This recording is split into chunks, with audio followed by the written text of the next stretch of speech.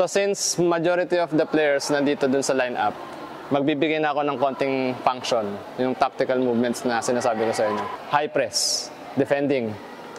Okay, so kahit pa paano yung some of the players na bago, wala pang technical ability. Okay, hindi pa kayo marunong mag-control, hindi pa kayo marunong sumipa ng malakas.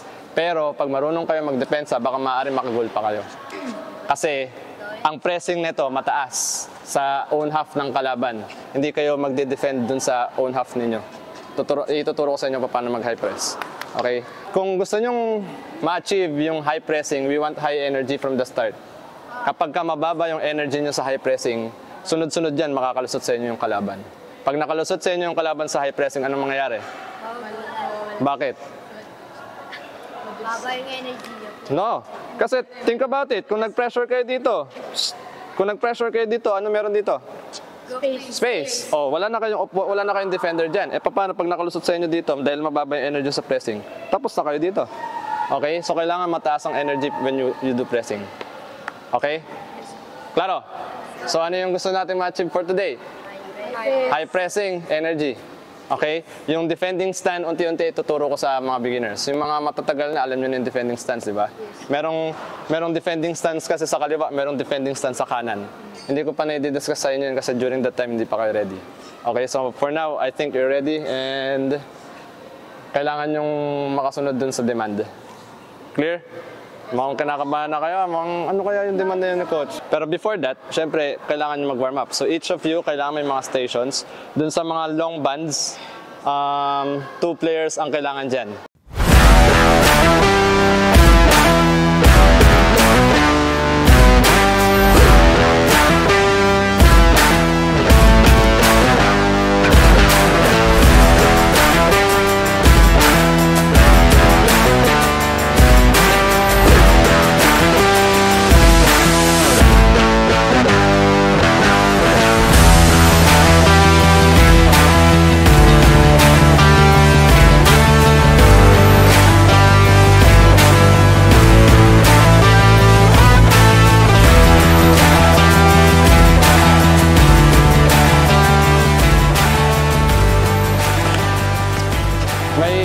May bibs ako dyan. Anyway, ganito na kasimple muna yung first small-sided games. So let's pretend that this is the first grid, this is the second grid.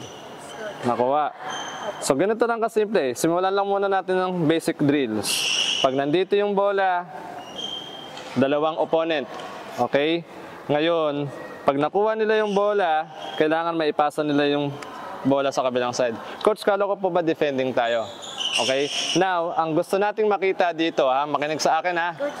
Once you lose the ball, kayo yung nagpo-possession, yellow.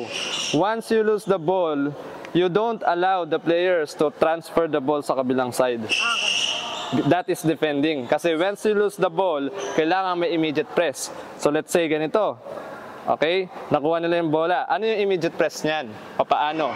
What are you trying to do? Ano yung ibablock nyo? Yung gitna. Yung gitna. Okay? So parating yung gitna. You force them out.